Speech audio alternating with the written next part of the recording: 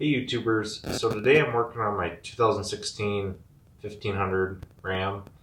What I'm going to be doing is putting in a block heater. This is a little bit different than what you might be used to. I guess they do not do like a coolant itself. It doesn't actually dip in. What it's doing is, I guess, it's just friction fitted into a sleeve, which I'll show you obviously in the truck's block. But so this is the actual block heater itself, and then it comes with this wiring harness with all the loam and all the, I call them Christmas trees. I think they call them PITs.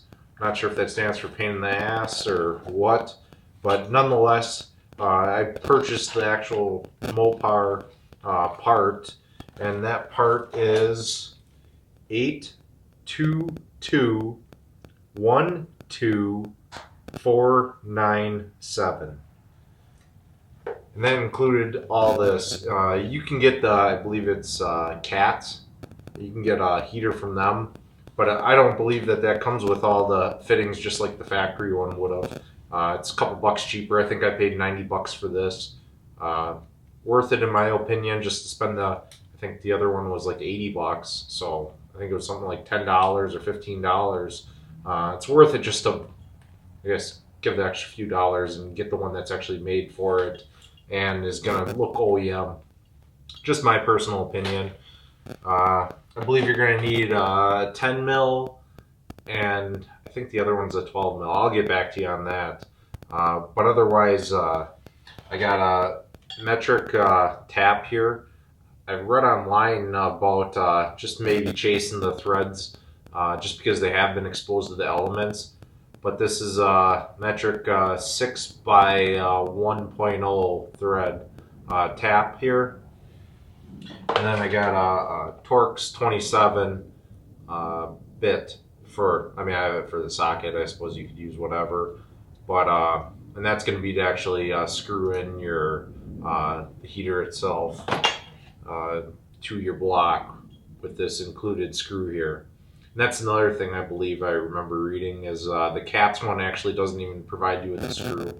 Maybe it's not a big deal to you, but simplifies things, that's for sure. And they also include a couple zip ties in here.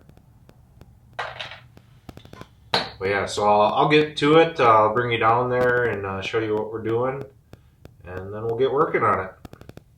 Alright you guys, so right now we're looking at the passenger tire just to orientate ourselves. I'm pretty much up against the driver's side tire. There's your oil pan, your front drive shaft, and there's your starter. And this shield on the starter, I guess you got to take off. And from what I've read, you actually got to take off the starter too. It actually comes with a set of instructions in that box, and they're talking like you have to possibly, is their term, remove the catalytic converter right here. I'm pretty positive that isn't the case if we remove the starter. Maybe it's either or, but if you guys can just see, like kind of in the middle of the screen there, middle upper there, right above the other 10 mil bolt for that heat shield, that's actually, from what I understand, the hole that's going to get bolted, or I should say, is going to be holding the block heater in there. That's that little M6 by 1 bolt there. So supposedly that's what we're getting at. I'm going to remove this heat shield. I guess that's a couple 10 mils there, and we'll see what we got to do. I guess there's talk like we might have to do some finagling with some swivels and extensions to get this starter loosened up so we can slide it out of the way. We'll see as the time comes. I'll bring you back. Alright you guys, well, I got the heat shield off now, as you can see. You can see the hole a little bit better now that the block heater is going to slide into. I'm pretty certain that it isn't going to fit. I don't know, let's see if we can get the lighting a little bit better. You can kind of see it there, it looks like. But the wall's just, it's not straight enough in order to get it in there without removing the starter here. So that's what I'll do next. I'll give you an update with what configuration I got to come up with swivels and extensions, I guess. Alright you guys, so if you can see this, I have a deep wall 15mm socket on there. I've got a 3-inch extension. I have a swivel. Then, I'm just got a 12-inch extension on here. And this is just to spin it out. You actually could do it with just a deep wall socket. It actually does fit just fine. I would highly recommend, I believe mine's at least an 82 tooth ratchet. The higher the tooth, the better, because it is a little bit of a swing. So that's why I opted to just kind of devise this, just because it is quite a bit of bolt there. So just to speed things up, I'm just spinning it off with my hand right now. But just thought I'd show you real quick while I still got you. Well, I still got it all together. And just able to get it out a little bit so then I can reach it. It's probably going to be a pain to get it back in, to be honest, but we'll do it. All right. All right, so I got the starter out here. About 10 seconds after the last video I took. Right up there, there's the, I don't want to call it a frost plug because it isn't, but that's where the block heater is going to go in. So, just chase out them threads quick with the tap. Like I was mentioning before, just to play it safe, I guess. If somebody else had a problem with it, I'd better just be preventative on it. So, take care of that, and then I'll bolt that up, and then we're just going to slap this thing back together. All right. So there's the block heater installed. Just using that T27 like I was talking about, that torque spit. I ended up using just a swivel just to get me past this downpipe here. Swivel with a few extensions on it just to get her going. Just make sure you don't cross-thread that one. I guess that one's the problem. I like to spin it backwards a few rotations until I feel it lock into threads. I don't know. That's just my opinion. That's how it seems to work for me. But, yeah, so now I'm going to mount the starter back in. As you can see right here, all up in my face. We'll mount that back up and continue on. All right, you guys, so I've hung up the starter again, installed that, got it all bolted up and torqued down. The next step is going to be running this wire. I think this might be the harder part of things. But here's a picture of the instructions here. You can see one is supposed to be where that plugs in. Then this looks like it's the back of the motor. There's a couple spots.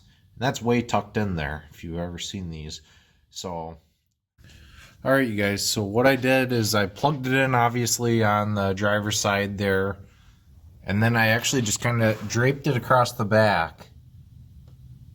And if you can see back there, there was a clip that was empty that I just snapped it into there. The first Christmas tree or pain in the ass, I actually didn't use. I don't know. I felt around back there the best I could. I couldn't find anywhere that it would snap into.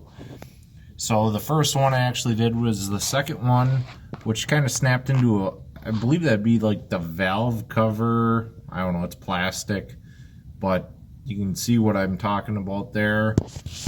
And then I drooped it underneath. I'm sure you could have done it above, but let me see if I can get the light in there better. So there's the second one there in the center of the screen.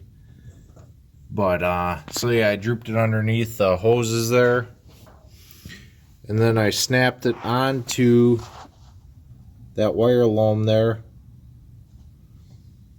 And then here's I don't know, it says you're supposed to drop down to the frame. I crawled down there and looked all over the place. There is not a spot in that frame to snap it into on the inside there, or the outside for that matter. So I actually just ended up drooping across here. There's one loom there, or one Christmas tree there where it's supposed to be into something, but it's not. I don't know where it's supposed to go. And then just into the front end support here.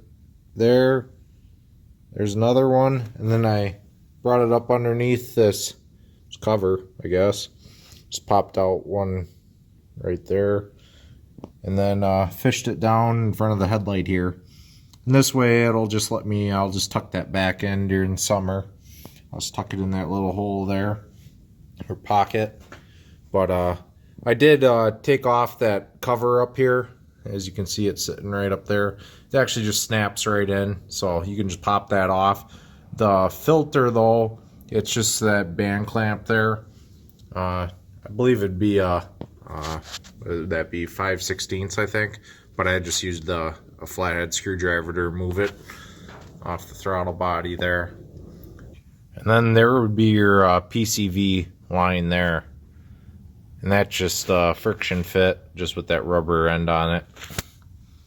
So yeah, I'm just going to put all this back together and wrap this up, and I should be good.